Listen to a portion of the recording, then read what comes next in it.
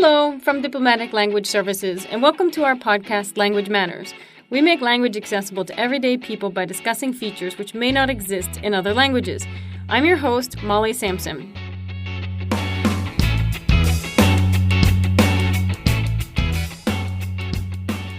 Today we have Dudley Hagen. Dudley is a fluent Russian speaker, but native American, born in the U.S., but lived many years in Moscow, and now works for us as our language training supervisor for the Eastern European languages. Здравствуйте. I assume that means hello in That's right. Russian? Yep. Okay, thanks, Dudley. And we also have Katya here with us, and she was born in Belarus, I believe, and she is taught Russian for a long time, so is an expert Russian teacher, and she now works for us in our administrative staff. Добрый день. Another way to say It's hello. another way to say hello, yes. Mm-hmm. Okay, well, thanks, guys. I think first and foremost, people don't always understand how the script works. So can I have one of you guys just talk a little bit about where the script come from and how it works applied to the language? Okay, well, it's called Cyrillic letters because the story is that it was invented by Saint Cyril, the apostle to the Slavs. But it really looks a lot like the Greek alphabet. If you know letters from the Greek alphabet, you'll see them also in the Russian alphabet. Plus, they added a few more for some sounds that they have and the Greeks never heard of. I see. And how close are the ones we use in English to the Cyrillic letters? Are any of them the same? Or at least recognizable? Some of the same. Yeah. O. That's Some of those. Yeah. O. That's true. That's true. Mostly vowels, and some letters look similar, but may not be the same. For instance, the letter that we would recognize as P in the Latin script is actually R in Russian. That becomes very confusing sometimes for the beginners to be misled like that. So yeah, there are both. There are some Greek letters also. There are some Latin letters, and then there are some that are typical only of that Cyrillic sound that they produce. So it's really a nice mix. I see. So for a beginner, how long typically does it take to learn or master the script, I guess? Well, it depends on the beginner. I would say I spend a lot of time in the classroom teaching beginners the Cyrillic alphabet. It takes probably anywhere between 6 to 10 hours total time.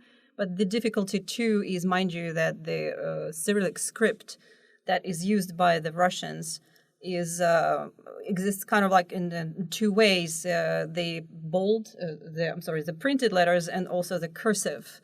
So it depends. If you really want to learn both, it'll take you longer because all Russians If I write just want in to read cursive. a newspaper, I just have to learn the printed one? Yes, correct. Okay. You can get away with that. Okay. Yeah, but your teacher's going to write on the board using cursive because Russians are not used to printing. They never print. From first grade on, they never print. I see. Unlike Americans who have deviated into the laziness of just printing. Right. So, Katya, you started talking a little bit about pronunciation. So tell me about what are the hardest sounds for non-native Russians to produce, I guess coming from an English-speaking background. Mm-hmm. Yes. Well, I think the sounds that are most difficult for an English speaker to master are the palatalized or the soft sounds. And the consonants in Russian exist in kind of like in pairs, the hard and the soft, the hard and the soft. That is the hard aspect for them. For instance, I can say that there's a p sound and a p sound in Russian. To a Russian speaker, it's very, very different. But to English speakers, it is not. We perceive them as the same sound, So can you basically. say two words, one with p and one with p? I'm going to use a different one, though. I'm going to use b and b. Same idea. Быть means to be. Beat means to beat up. So don't make a mistake when you're choosing your correct sound. So быть and beat. Быть. Beat? Beat. Beat. Correct. It's just like it sounds like a W almost in there, like a brie. Yes. Yeah. There's actually one where you can have you have 4 possibilities. You can have hard, mat. That means checkmate. You have hard, soft, mat. That means mother. You can have soft, hard, nyat. That means something is crumpled, like a suit is crumpled. And you have mat, which means to crumple. Can you say them all in a row? Mat, mat, myat, myat. I can't tell. The last two sound similar to me. I can't. Those are the two that are really hard to But you distinguish. get it. I get it. While you get it. Oh, I understand it. Another problem is how those are represented in the writing. A lot of times people don't understand what's going on. Why is it written this way? Why is it written that way? Well, they're always showing you, is it hard or is it soft with the writing? How do you show with the writing? Is it a different letter? It's not a different letter. You choose a different vowel to follow it. To follow the consonant. Right. Or if the consonant is like on the end of a word, like in mat, then there's a sign, which doesn't mean it's not a consonant or a vowel, it's just a sign. A little sign? A little sign, like a mark? It's a silent letter, really. Yeah. Like an soft accent sign. mark kind of No, thing? it stands like an independent letter. Is it the same size as all the other letters? Yeah, pretty much. Yeah. You just tack it on. You just tack it on, but then you take it off but now I can put a vowel on here because the word is in a different form, and so now it goes away. Okay. Yeah. Does that Okay. clear? Yeah. There's another really good one. In the alphabet, it's called yeri. The Russian will pronounce it as uy. It's very hard to pronounce it in isolation because that letter never stands alone, but it's a very common element in, say, pronouns. Мы, вы, ты. It's a lot easier to pronounce it in combination with another letter, usually a consonant, such as мы means We, three. Good. we. Yay, very good. But it does take a special effort. Yes. So. My first effort's good enough, then I will leave it at that. That was great, yes. So we'll talk the grammar. I think Russians are really particular about grammar, and it's important. So I know in Russian you have a thing called cases that we don't have in English. Is that correct? Well, or do we have something like a case there's in something English? like cases in English, but only for pronouns. So you've got he, his, him. Okay. Depending on what that word is doing in the sentence. Yeah, so You've you got have I, me, mine. so you have the pronoun, the subject pronoun, the object pronoun, and the possessive pronoun. Right. So if you own something, if you put it as an object or you put it as a subject. Right. And Russian has the same thing, only it applies to all of the nouns, all of the pronouns, and even the numbers. Based on the place in the sentence? No. Or Is it the subject? Is it the object? Is it the indirect object? Is it showing possession? All kinds of things like that. Yeah. Well, basically, every Russian sentence is ruled and governed by cases when it comes down to the nouns and also the words that describe them. We call them modifiers in grammar. Which are what we call adjectives, so the same as adjectives? Correct. Or Adjectives, pronouns. Only adjectives. Yeah. Adjectives, pronouns, and numerals. They can also modify a noun, at least from the Russian's point of view. I see. If I say 20th century, I'm modifying the word century. So that the word 20th will also have to go in a particular case to agree with a noun, century. But does it apply if I say one person? Yeah. Yes, absolutely. Every time. Have to change. Every time. Okay. And actually, the one has got 2 genders. So one man and one woman. It's different. Adin и одна. Yes. Wait, those are 2 different words? Or? Yeah, one is один мужчина, one man. Одна женщина. Yeah. Okay. Одна женщина, one woman. Okay. Yes, it is the same word, but it's 2 different grammatical forms of it. Okay, but the spelling's different, the so noun. it's Different. Okay. Yeah. So It's a totally different word. looks like a different word. Okay, not totally different. But word. It's a different form of the same word. Yeah. Okay. And so that's nouns, pronouns, adjectives, and numerals. Correct. And they all have to change for every single sentence. Correct. When we say change, that means where they are going to take a different ending depending on the noun. Okay. They also can be confusing, very confusing for Russian learners, because there's a group of nouns, for instance, in Russian that end in a particular way. They end in a feminine ending, such as papa or dada, father, or uncle. And you would think that you need to combine them with the feminine form of the modifier, such as adjectives. But you do not, because you know that these are the people and they are males. And so you will actually kind of go against your best grammatical instinct there. And you will use the masculine modifier form with a pronoun, with a noun that is, by definition, A feminine noun. noun. It looks like feminine. Well, it looks like that anyway. Yes. Yes. So are all your nouns either masculine or feminine? Or neuter. Or neuter. Okay, so you have the three, Uh-huh. masculine, feminine, neuter. Correct. There's also common gender that can be applied to either masculine or feminine, like plaksa, a person who likes to cry. A crybaby. Crybaby, thank you. It could be he or she. There's a group of words like that. But the That's not neuter? That's different. the adjective will be masculine or feminine, depending on are you talking About a male. or Yeah, a woman. correct. Yeah, so it's, you know. You have to have a context. So Yeah. all that fun stuff makes the grammar learning quite challenging. That's why it's a category 3 difficulty. Yeah.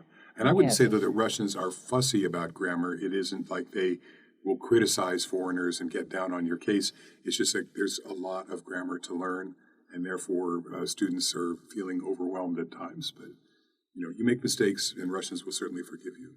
Okay. Yes, well, because I think otherwise you wouldn't survive, right? Because there's so many places to make mistakes. No, definitely.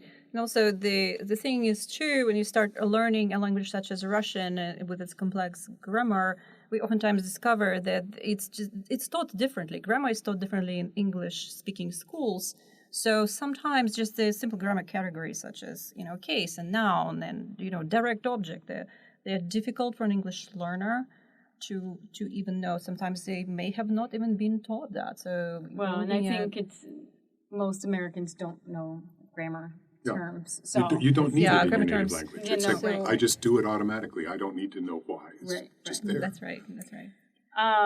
So in talking about gender and number, we touched on it a little bit, but also your past tense verbs have to conjugate by gender and number. That's a kind of a cool thing. That actually happens? Yeah. Okay. The past tense is... I don't know if it's... The past tense form is masculine, okay, or feminine or neuter. And it's masculine if it's a man speaking, if I'm speaking to a man, or if I'm speaking about something that's masculine. Oh, wait, you lost me. Okay, so if your subject is masculine. Yeah. So if I say Dudley did this. Right. My past tense has to conjugate to you as the subject? To masculine. Mm-hmm. What if I said Dudley did this to Katya? Well, Katya's in a different case. Yes. So, but the verb conjugates with the doer. Yeah. Then, Yes, the verb agrees. Verb is going to play a part of a predicate in the sentence, and predicate agrees with the subject. So yes, the action agrees with the doer of that action. In number, so Dudley's the one that did it. So Dudley's the one that right, doesn't matter. dictates whether it's masculine or feminine. Correct. Right. Doesn't matter to whom. But if you're speaking Either to that. Dudley also, you have to say, and you did this. Well, then did is masculine. So if I'm saying you did this, I'm using masculine, even though I'm a woman. And if I say you did this, I use feminine. the feminine. Yeah. Okay. Okay. And then she did, he did, those are, Those make you know, but those can be feminine things, not people, right? Right, Remember, right, things right, can be right. masculine, feminine, or neuter. The good thing is that they're all the same in the plural. Oh, so we should just talk about multiple people all the time. Yeah, and to avoid any trouble, and then we won't have to worry about it. Okay, but it's masculine but it's the same in plural, so it doesn't have to if it's by number. There's one form for the plural, whether it's masculine, feminine, Okay. neuter. We forget about gender in the plural. Oh, okay. And the last thing, the one I'm most interested in, because I don't understand it at all, are verbs of motion. What does that mean? Verbs of motion are the deep, dark forest of Russian grammar. You can go in there and get lost forever. Well, it is true. Dudley is joking. Let's just yes, go but- like to A the little bit, edge yeah. of the forest. Yeah. and then, I maybe the main thing is that there's not a word that means like to go. There's one that means to walk. There's one that means to go in a vehicle. There's one that means to fly and one that means to swim or to sail or to float. Those are all the same. Okay. And then when you're bringing, like there's one to bring when you're coming on foot. There's one to bring when you're coming in a vehicle. There's one to bring when you're like taking somebody by the hand. Are they versions of each other, or are they just totally different verbs? They're pretty much totally They have different different verbs. verbs, and that's what makes it hard. They're a fairly large group of verbs, and the Russians do look at it from the point of view of the manner of the movement. Is it happening habitually, or is it happening at this particular moment? Are you doing it on foot? Are you going by some kind of vehicle? So if you're doing it at this particular moment, or if you're doing it habitually, it's a different verb. It's not a different tense. It's a different verb. For those verbs, actually, Katya said it's a huge group. It's really 14 verbs that are in this. And some of them are not all that common. To drag, to climb, those are not in your everyday words. But then they add prefixes, and then you get a whole lot more. But the group is really 14 verbs. Oh, okay. So there's these. Let me try and see if I've got this. Yeah. There's 14 verbs that have some kind of meaning of doing something that's moving. And then depending on how that action is carried out, you add prefix or suffix or some kinds of prefixes, and then you can, for another thing, there'll be suffixes. The interesting thing is that that's not just all the verbs that mean motion. Right. Like it's just these to particular... jump is just a regular verb. It doesn't but you have do any, jump, no matter how you jump, it's always the same. Yeah. Okay, but if I say drag, then what are the categories by which I would decide how to change that verb? Like, is that too far in the weeds? No. Do you want to try? Yeah, I would say, do you do it habitually? Do you drag your backpack to school habitually? Do you do it on foot? Or are you just doing it or right do it now? by car? Or, No. Drag is just one thing. Yeah. Okay. Yeah. Yes, you can't really drag it by any kind of vehicle. You're being a vehicle in this particular situation.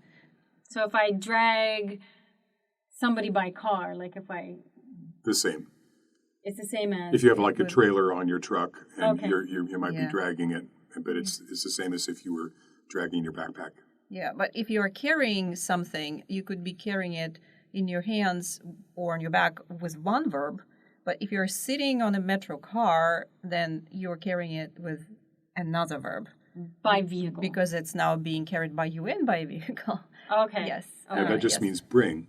And then there's another one, which is kind of like when you bring a person or maybe an animal, it's like you lead the person here. I brought my sister to the party. Well, you didn't carry her. So it's the same core verb? Nope, that's another verb. Totally it's like to different lead. verb. It's a different verb, yes. Okay. Mm-hmm.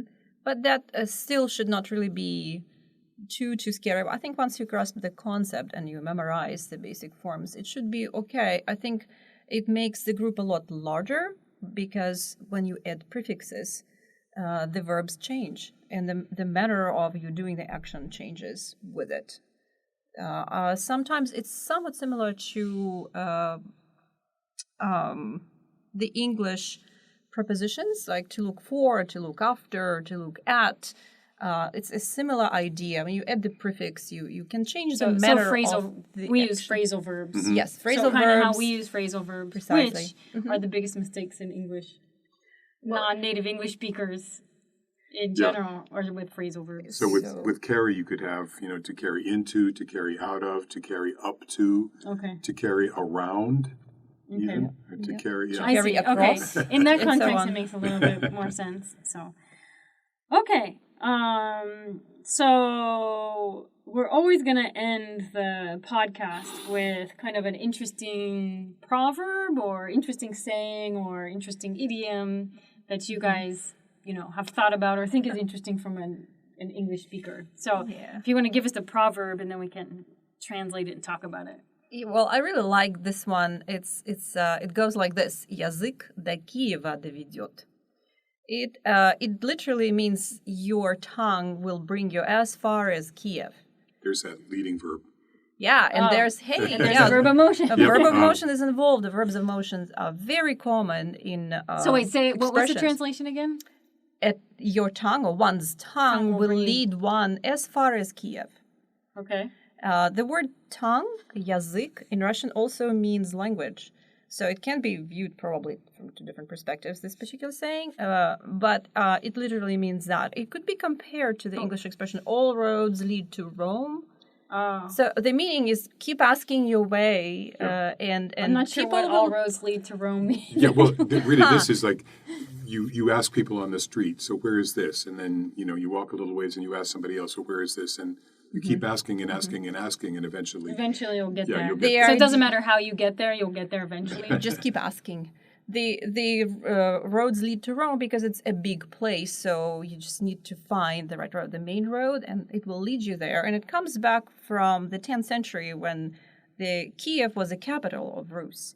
And if you were to undertake a journey, it would have been a very, very long and difficult journey. It would not be very easily done, and you would not know the way because you would not have a GPS, you wouldn't have necessarily any kind of maps, so you'd have to rely on your tongue, literally, to get there.